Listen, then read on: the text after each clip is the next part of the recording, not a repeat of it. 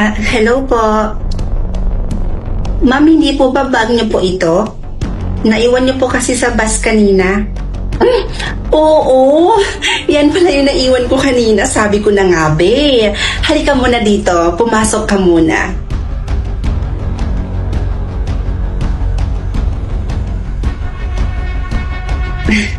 Baka nagugutom ka. Gusto mo ba ipaghanda kita ng makakain? May mga niluto pa ako dyan, kakaluto ko lang.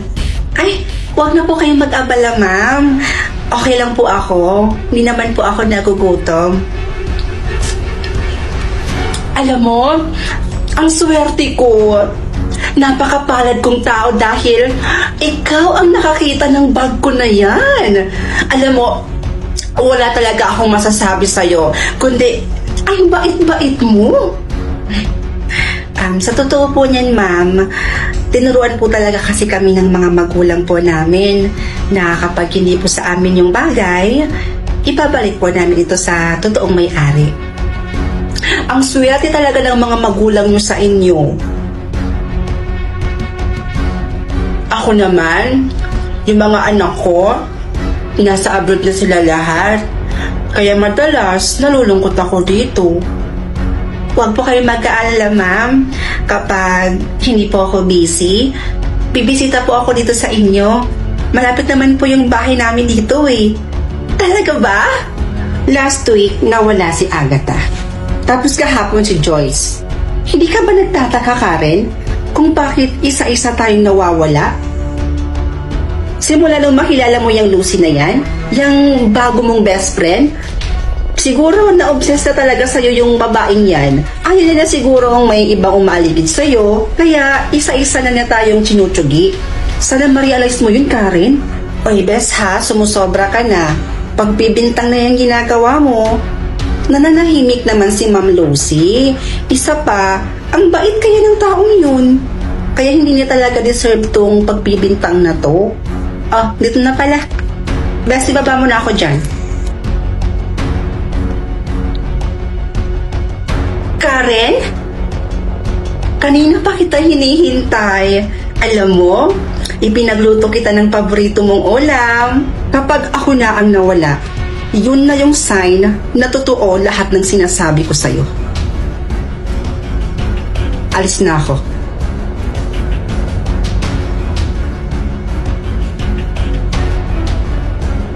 Nakakaselos kapag may kaibigan kang iba. Gusto ko ako lang.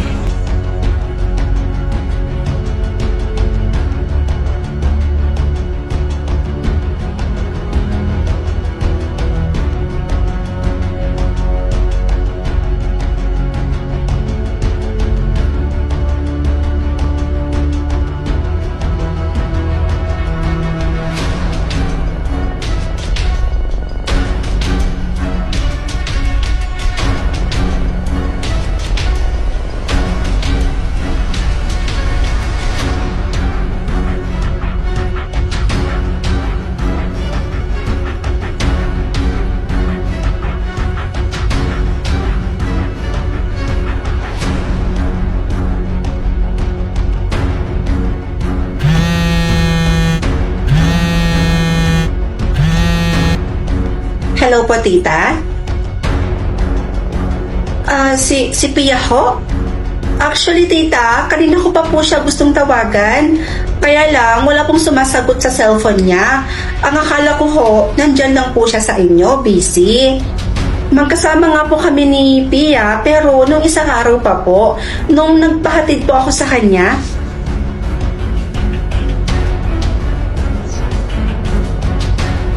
Po?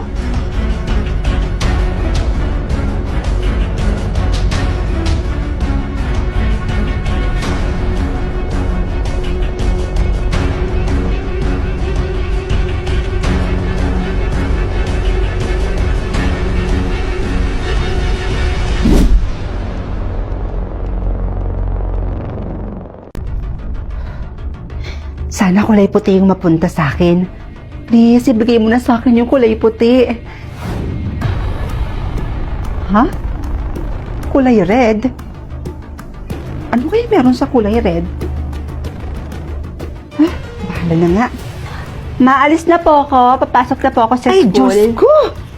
Nakakatakot naman pala itong Welcome to Derry Season 1. Grabe, pero worth it talagang panoorin dahil free mo lang mapapanood dito sa Loklok. Hala si Mama. Naadik nakakanood ng movie dyan sa Loklok. Ay, Diyos ko! Oh, Ma. Bakit po? Para naman po kayo nakakita ng multo? Higit pa sa multo ang naramdaman ko nang makita kitang ganyan. Po? Bakit naman po, Ma? May mali po ba sa dala ko? O may mali po sa suot ko? Bakit ba kasi ganyan yung suot mo? Ha? Bakit ka nakapula? Ito po kasi nakuha ko kanina, Ma. Akala ko nga po kulay puti yung mapunta sa akin eh. Hindi pwede to, anak. Magpalit ka. Magpalit ka ng tanggap, bilisan mo. Eh bakit naman po? Basta, huwag ka nang masyadong maraming tanong.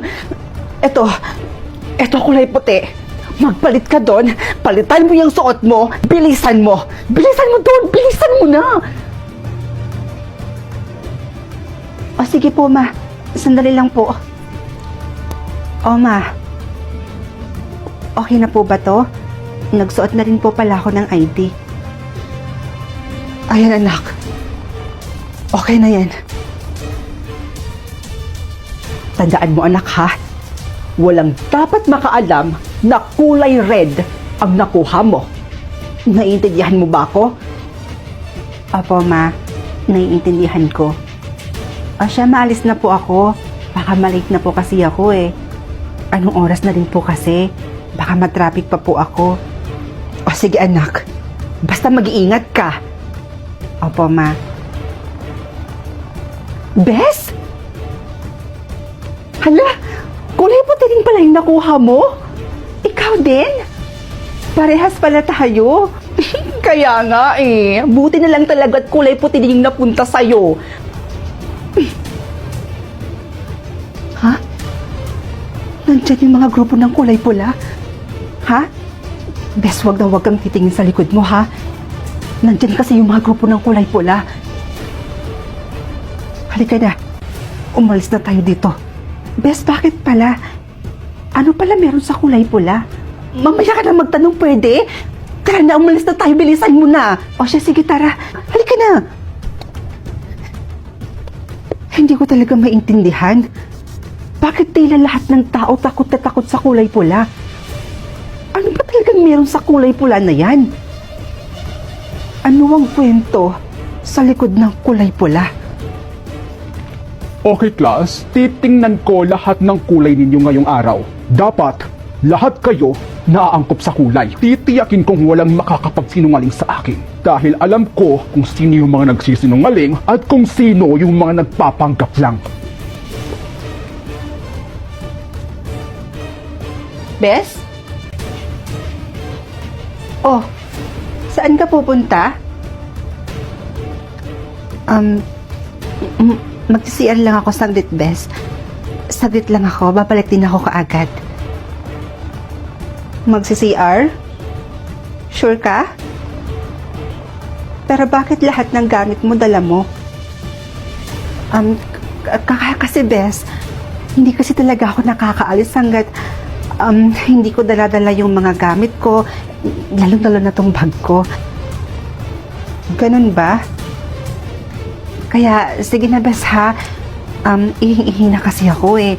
Kailangan ko rin talaga umalis dito sa lalong madaling panahon. Sige na, alis na ako. Hindi ka makakatakas sa akin! Sir?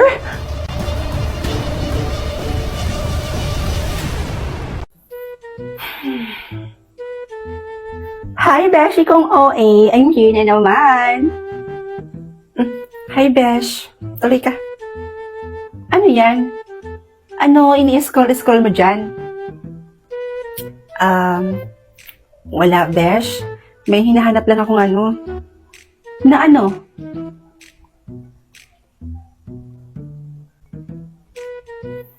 Hoy! Ayun na ka ng tilapia.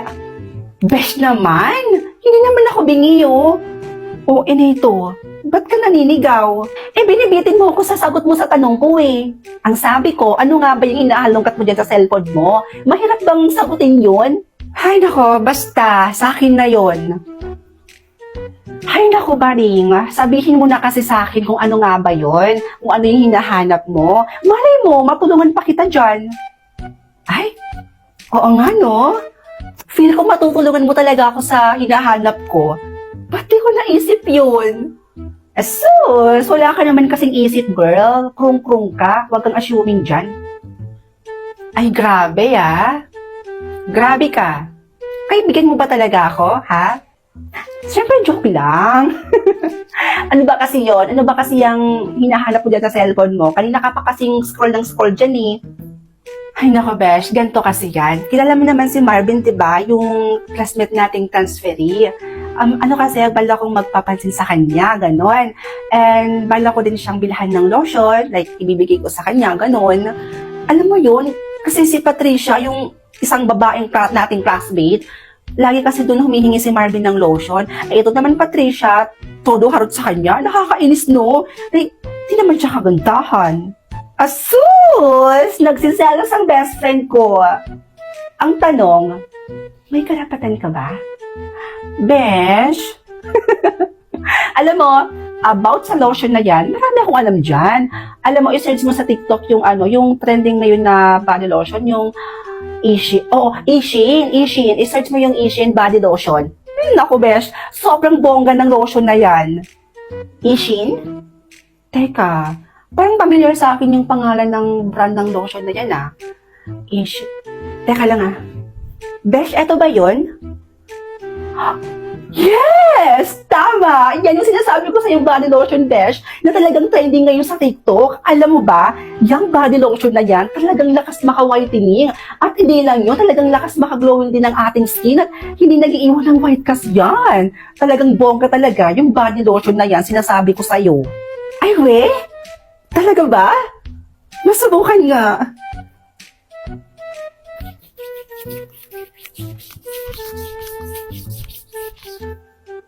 Hala, Besh! Hala, totoo nga, Ang lakas maka-whitening at lakas maka-glowing ng skin at hindi pa nag-iiwan ng white cast, Besh. Tingnan mo yung difference, Besh. Diba? Ang galing! Diba? Sinasabi ko sa'yo Kaya umorder ka na rin yan, bakla. Huwag mong kunin yung body lotion ng ate mo. Baka masapak ka pa nun. Umorder ka na yan para maibigay mo kay Marvin. Kay Marvin na sobrang hilig mag-lotion, oo. Tingnan ko na lang bakla kung hindi ka pa magugustuhan nun. Talagang order talaga ako neto, Besh. At dadamihan ko pa, no? Kaya humanda na yung Patricia na yan. Dahil simula sa araw na to, hindi na sa kanya hihingi si Marvin ng lotion. Dahil bibilhan ko na si Marvin ng isang dosenang lotion from Ishin. Bakla, seryoso ka? Isang dosena talaga?